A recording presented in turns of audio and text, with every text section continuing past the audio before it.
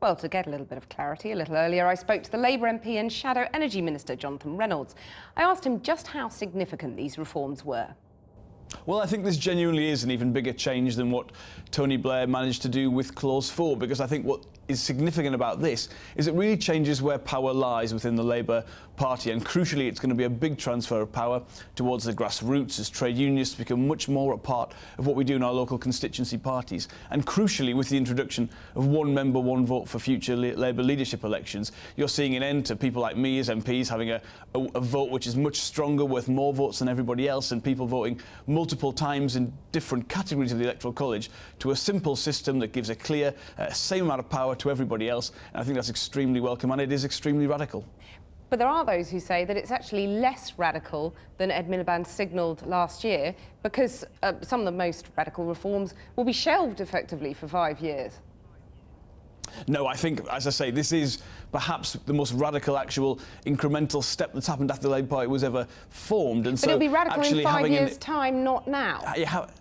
Having an implementation period when you're having something as big as this, I'm afraid, is essential. But I hope, well, the end of this 5 years will be left in an absolutely much stronger position. Well, what about your relationship with the unions? Because the GMB said last year, after Ed Miliband flagged all this up, that it would cut the funds it was giving you. Do you think it will still? I think people were understandably wary because this is such a big change and people are concerned it might go in a way which they felt was somehow perhaps anti-union, and Ed said that was not the case, but he's been absolutely faithful to that word. This is about strengthening that relationship, making it more relevant, making individual trade unionists a bigger part of what we do. But you're still now, and at some point into the future, getting the bulk of your money from the unions, aren't you? Well, actually, most of our money comes from individual members, but of course donations are of a certain value that get reported in the public domain, and so the information that people take is usually from there. And this will actually increase the size of that individual supporter base, and I think be a very good thing in itself. So you and the party leader say that there's a real financial risk in all this. I mean, do you agree then with the NEC member, the member of your ruling body, Anne Black, who says that this could be unilateral financial disarmament?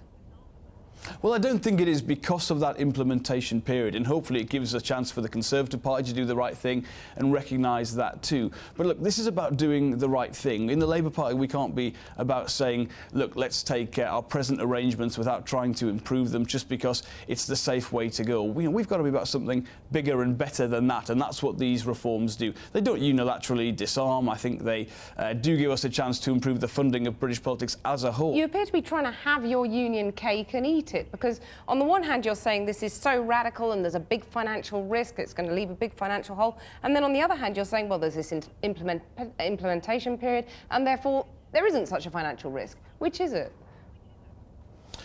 Well, if you look at the proposals, what it is extremely radical, and I don't think there's any doubt in that. The genius of it is a deal which I think everyone can see something in, everyone gets something, everyone can recognise the common ground that will be won by doing this. And so if a wide section of people support it, I think that's a very good thing in itself. There's no doubt this is very big. It will take some time to get all of those, or as many as possible of those currently affiliated members, to have that individual relationship with the party. But of course, some of the changes, like the changes to future Labour leadership elections, will happen immediately.